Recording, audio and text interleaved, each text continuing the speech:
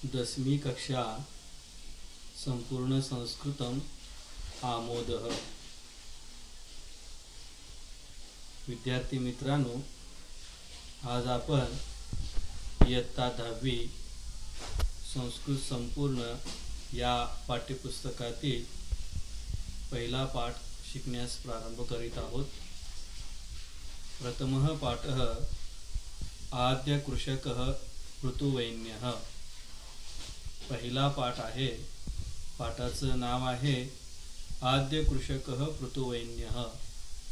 म्हणजे ऋतुवैन्य नावाचा एक राजा होता आणि तो आपल्या भारतीय परंपरेतील आद्य कृषकः, आद्य म्हणजे पहिला आणि कृषकः म्हणजे शेतकरी।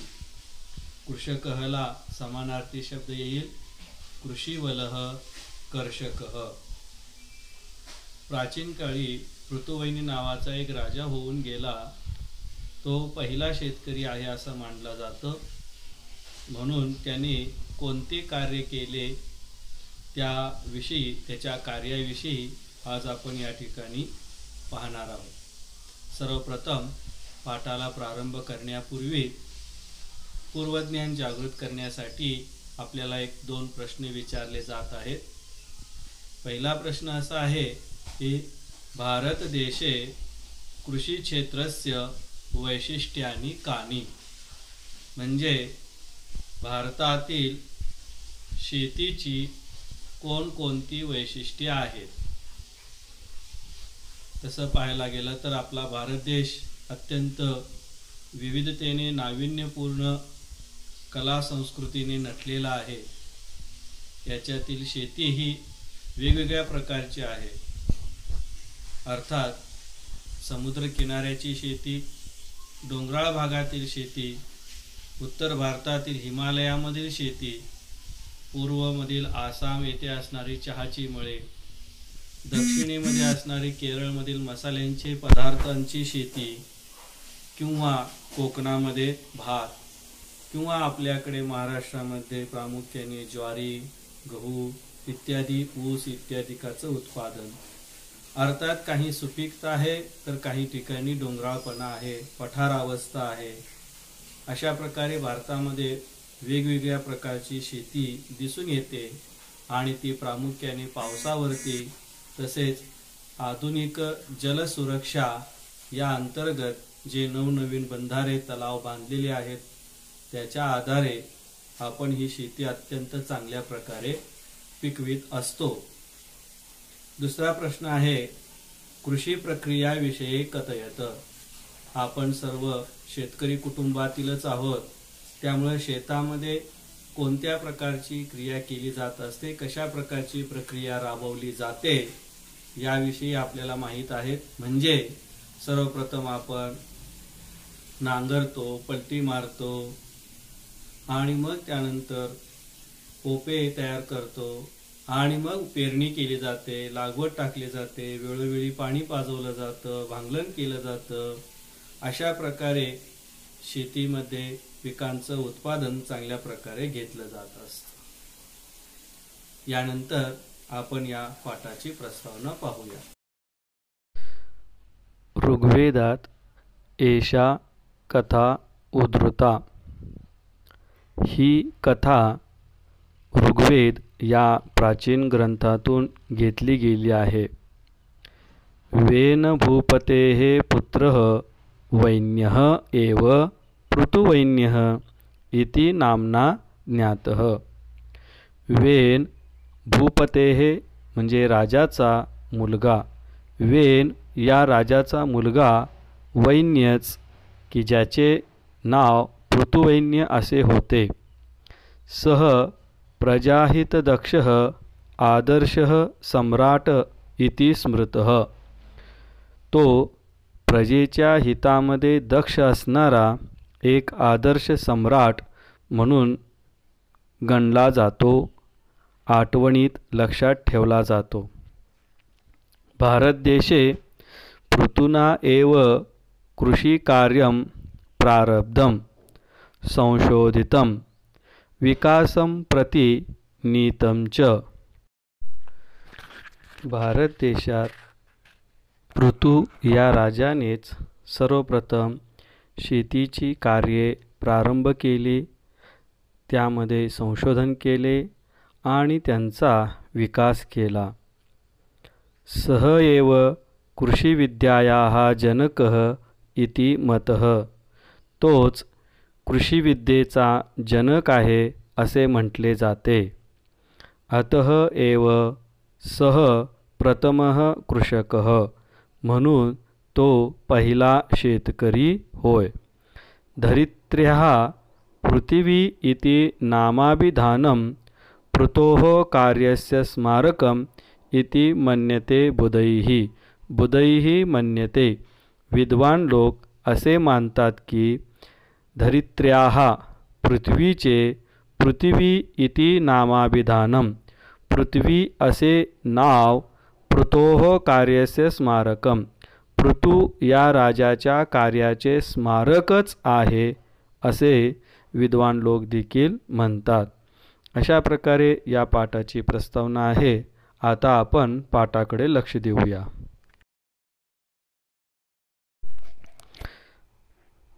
भूपालः पृथुवैन्यः नाम धरायां प्रथमः अभिषिक्तः सम्राट. भूपालः म्हणजे राजा. भूपालः याला समानार्थी शब्द काय येईल? राजा, नृपः. पृथुवैन्य नाव आहे, नाम नावाचा, धरायाम धरा, समानार्थी शब्द लिहा, वसुंधरा, वसुधा. पृथ्वीवर पहिला अभिषेक केला गेलेला सम्राट होय.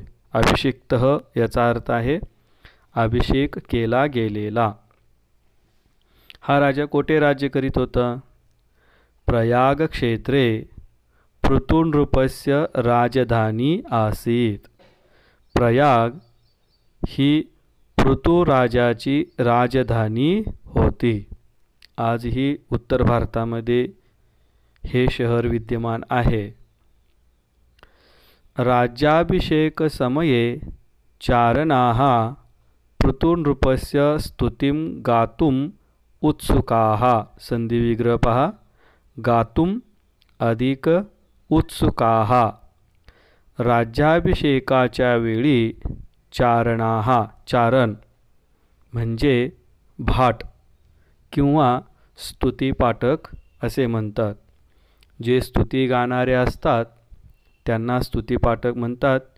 किंवा राज्याभिषेकाच्या वेळी जे वाद्य वाजवणारे, गीत गाणारे लोक असतात त्यांना चारण किंवा भाट असे म्हणतात.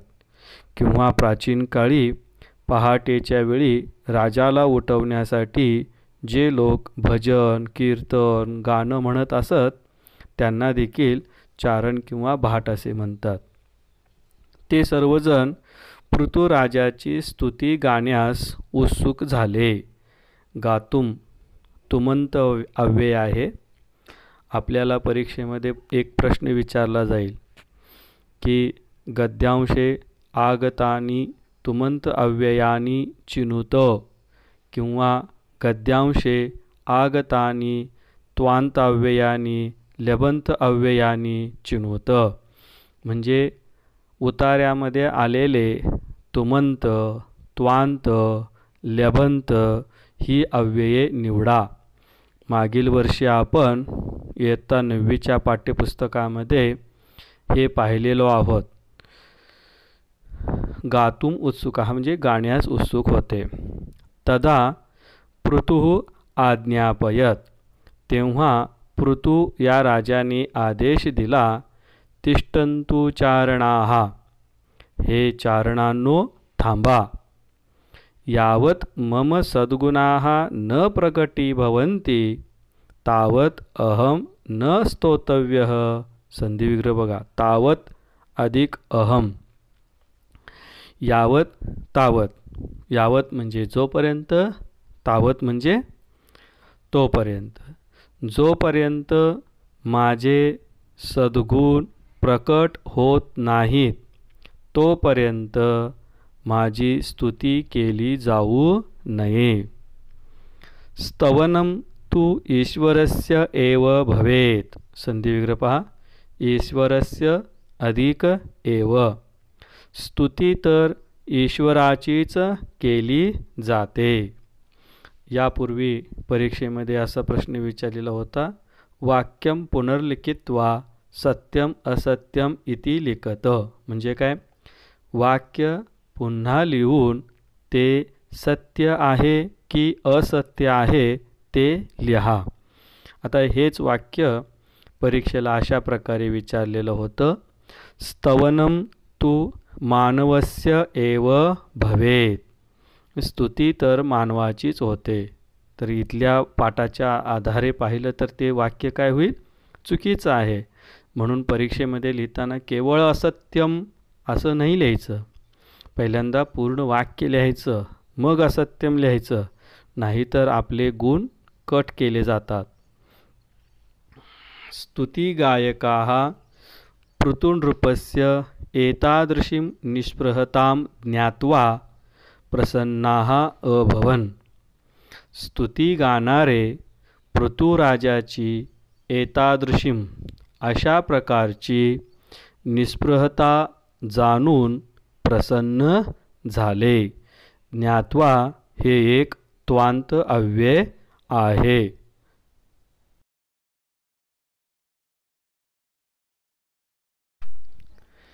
एकदा पृथुराजः स्वराज्ये भ्रमणम् अकरोत्.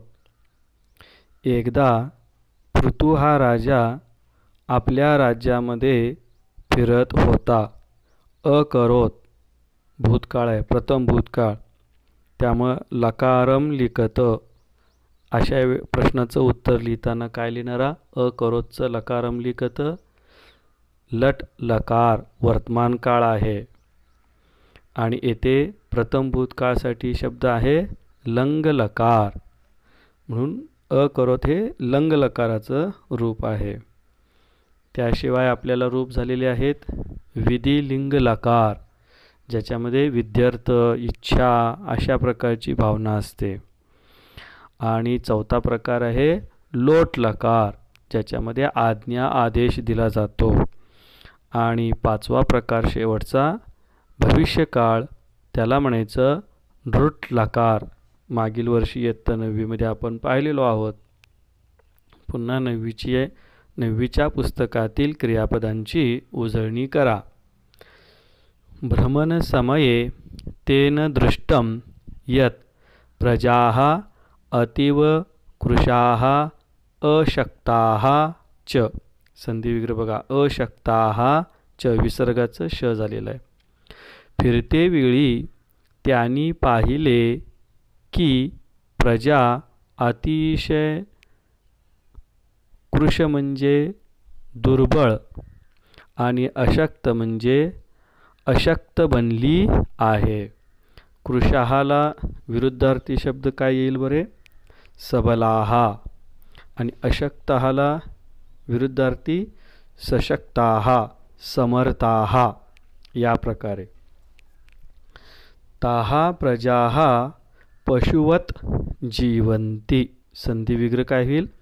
पशुवत जीवन्ति.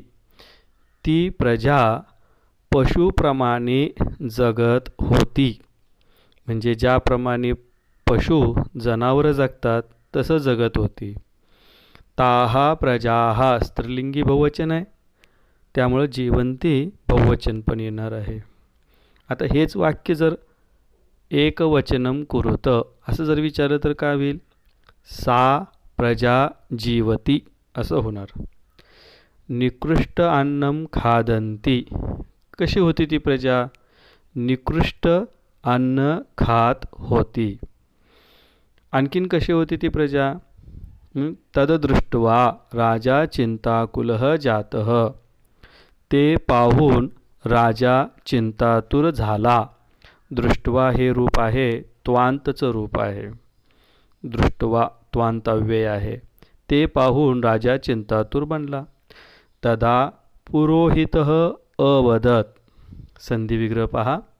पुरोहितः अवदत पुरोहित म्हणाला, पंडित विद्वान भटजी म्हणाला, हे राजन, धनधान्यादि सर्वं वस्तुजातं वस्तुतः वसुंधरायाः उदरे एव वर्तते.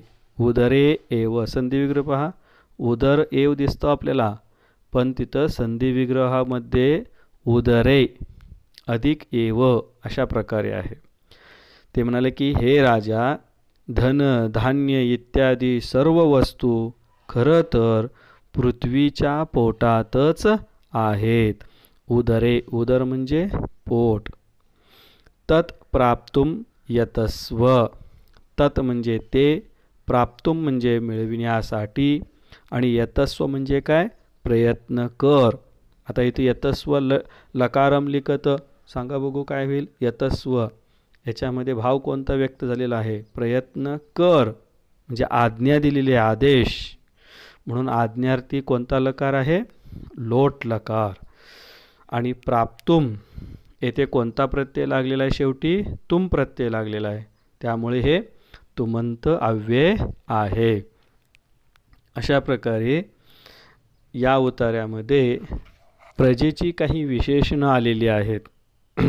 त्यामध्ये तुम्हाला विचारलं जाऊ शकतं की पृथुराजाची प्रजा कशी होती.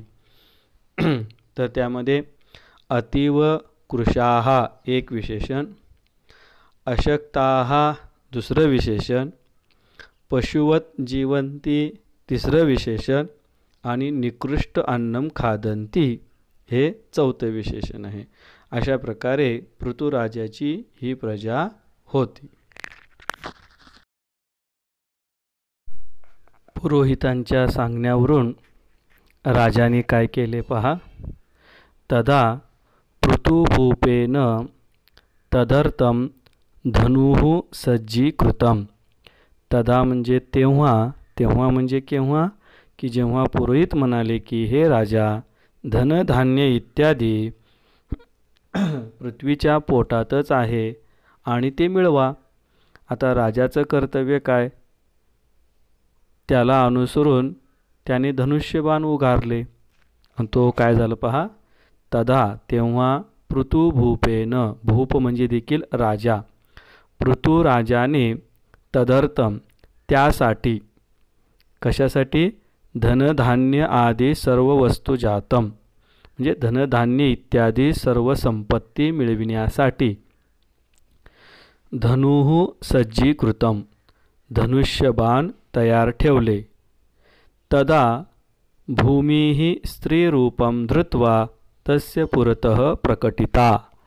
तेव्हा भूमी स्त्रीच्या रूपाला धारण करून त्याच्या समोर, तस्य पुरतः, पुरतः म्हणजे काय, समोर, आणि याला विरुद्धार्थी काय होणार मग, पुरतः पश्चात, मागे. प्रकटिता अभवत प्रगट झाली. अवदत च, च म्हणजे आणि, अवदत म्हणजे म्हणाली. अभवत अवदत प्रथम भूतकाळाची रूप आहे ती लंगलकार. तेव्हा भूमी स्त्री रूप धृत्वा, धृत्वा हे कोणतं रूप आहे, त्वांतव्य असल्याने धृत्वा त्वांतव्य आहे. ती जमीन पृथ्वी काय म्हणाली, हे राजेंद्र, तव पिता दुःशासकः वेनराजः राजधर्मस्य पालनं नाकरोत. नाकरोत इथं संधिविग्रह असं होईल, न अधिक अकरोत. हे राजा, तुझे वडील दुःशासक असे वेन राजा, वेन हे त्याच्या वडिलाचं नाव, कसे होते त्याचं विशेषण आहे दुःशासकः. वेनराजचं विशेषणम चिनुत असं जर प्रश्न विचारलं तर लिहिता आलं पाहिजे अर्ध्या मार्कासाठी दुःशासकः. राजधर्माचे पालन न अधिक अकरोत करीत नव्हते. तदा तेव्हा मया चोर लुंटक भयात धनधान्य पुष्पफलानी मम उदरे निहितानी. तेव्हा मी चोर आणि लुटेरू यांच्यापासून भयभीत झाल्याने धन धान्य पुष्प म्हणजे फुले, फलानी म्हणजे फळे, मम उदरे निहितानी, माझ्या पोटात दडवून ठेवले. धनधान्य पुष्पफलानी याचा समास विग्रह काय होईल? मागील वर्षी आपण एक इतरेतर द्वंद्व समास पाहिलेला आहे. चालू वर्षी देखील पुन्हा त्याची उजळणी करणार आहोत, पण प्रकरणानुसार पाहूया. धनानी च, धान्यानी च, पुष्पानी च, फलानी च, इतरेतर द्वंद्व समास. पुढे पृथ्वी काय म्हणते? त्वं तू प्रजाहित दक्षः नृपः, तू तर प्रजेच्या हितात दक्ष असणारा राजा आहेस. नृपहला यापूर्वी देखील समानार्थी शब्द गेलेत. भूपालः, राजा, भूपः असे.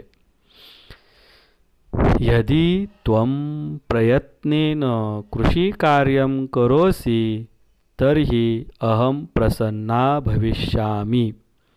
जर तू प्रयत्नाने शेतीचे काम केलेस तर मी प्रसन्न होईन. त्वम आल्यामुळं करोशी आलेला आहे. वचनम परिवर्तयत, त्वमच्या ऐवजी अहम किंवा त्वमच्या ऐवजी भवान हे जर वापरा असे जर आलं तर काय होईल? भवान प्रयत्नेन कृषिकार्यम करोती. त्वम आल्यामुळं करोशी झालेलं आहे, पण तिथं जर भवान आलं तर करोती असं होईल. अहम प्रसन्ना भविष्यामी, भविष्यामी भविष्यकाळ रूप आहे, त्यामुळं हे कोणतं लकार आहे? नृट लकार. कोणतं लकार आहे? नृट लकार, भविष्यकाळी. अतः म्हणून धनुः त्यज, धनुष्य सोडून दे. आता त्यज हे कोणतं क्रियापद आहे? सोडून दे, आज्ञा दिली, ऑर्डर, त्यामुळे आज्ञार्थी लोट लकार आहे ते. त्यज म्हणजे सोडून दे. आणि काय कर?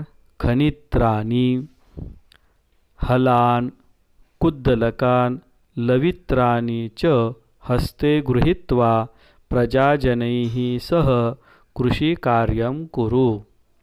खनित्राणी म्हणजे खोरे, हलान म्हणजे नांगर, कुद्दलकान म्हणजे कुदळ, लवित्राणी म्हणजे खुरपे. हस्ते गृहीत्वा हातात घेऊन, गृहीत्वा कोणता प्रत्यय शेवटी दिसतो येते? त्वा प्रत्यय दिसतो. म्हणजे कोणता अव्यय आहे हे? त्वांत अव्यय. घेऊन प्रजाजनैः सह, प्रजेसोबत, सह म्हणजे सोबत. आता वाक्यरचनेचा एक नियम आहे की जर तुम्हाला सह दिलं आणि एक वाक्य तयार करा म्हटलं तर त्याच्या पूर्वी येणाऱ्या शब्दामध्ये तृतीया विभक्ती वापरावी. म्हणून येथे देवेन, देवाभ्याम, देवैः याप्रमाणे प्रजाजनैः तृतीया बहुवचनी रूप आलेलं आहे. प्रजेसोबत कृषिकार्यं कुरु, शेतीचे कार्य कर. आता इथं कुरु पुन्हा कोणतं क्रिया दिसते याच्यातून? भाव कोणता व्यक्त होतो? कर म्हणजे आज्ञा आहे.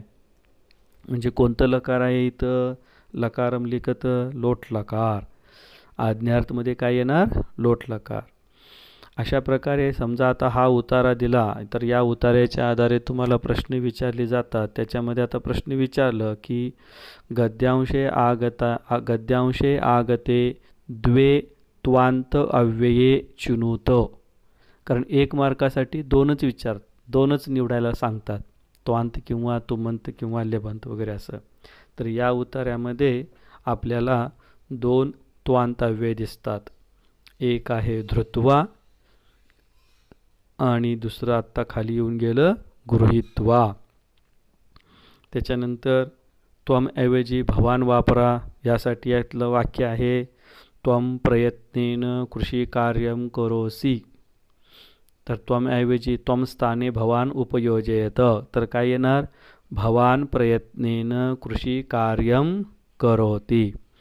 आणि शब्दजालम जालरेखाचित्रं पूरयत. याच्यामध्ये असं प्रश्न विचारू शकतात, कृषी साधनानी, शेतीच्या कोणकोणत्या अवजारांची नावे याच्यामध्ये आली? 2 मार्कासाठी 4 नावं पाहिजेत, तर या ठिकाणी 4 नावं आलेली आहेत. खनित्राणी, हलान, कुद्दलकान आणि लवित्राणी. तर ही सर्व द्वितीया बहुवचनी रूपे आहेत. उत्तरामध्ये लिहित असताना आपण प्रथमा बहुवचनी रूप घ्यायचं. मग ते कसं करणारा? खनित्राणी प्रथमा बहुवचन आहे तसं येईल. हलान याचं प्रथमा बहुवचन काय होईल? देवांचं प्रथमा बहुवचन देवाहा, तसं हलाहा. तसंच कुद्दलकान हे देखील द्वितीया बहुवचन आहे, त्याचंही प्रथमा बहुवचन काय होणार? कुद्दलकाहा. आणि लवित्राणी वनम वने वनानी नपुंसकलिंगी प्रथमा आणि द्वितीया विभक्ती समान रूप रचना होत असते, त्यामुळं वनम वने वनानी याप्रमाणे यांची रचना दिसते. तर लवित्राणी आणि खनित्राणी ही दोन नपुंसकलिंगी आहेत आणि हल आणि कुद्दलक ही दोन शब्द पुल्लिंगी आहेत. त्यामुळे हलान आणि कुद्दलकान यांची काय रचना होईल? हलाहा कुद्दलकाहा प्रथमा बहुवचन. आणि खनित्राणी लवित्राणी आहेत तसे राहतील. खोरे आणि लवित्राणी म्हणजे खुरपे बहुवचनी रूप आहेत.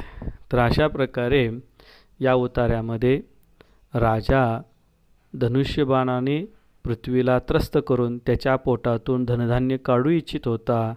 तर त्यावरती पृथ्वीनं योग्य दिशानिर्देश यामध्ये दिलेले आहेत की कशा प्रकारे कार्य केल्यानंतर आपल्याला धनधान्य मिळू शकतं आणि मी माझ्या पोटामध्ये धनधान्य का लपवून ठेवले आहे याचं कारण या उतार्यामध्ये सांगितलेलं आहे. का लपवून ठेवलं होतं? कारण त्याचे वडील वेनराजा हा एक दुःशासक होता आणि दुराचार अनाचार राज्यामध्ये पसरत असल्याने चोर आणि लुटेरेव सगळे धान्य चोरून नेत होते. म्हणून तिनं पृथ्वीनं आपल्या पोटामध्ये ठेवलेलं असं ऋग्वेदामधील ही एक कथा आहे, त्यामध्ये अशा प्रकारे वर्णन आलेलं आहे. यानंतरचा भाग पुढील तासामध्ये आपण पाहू.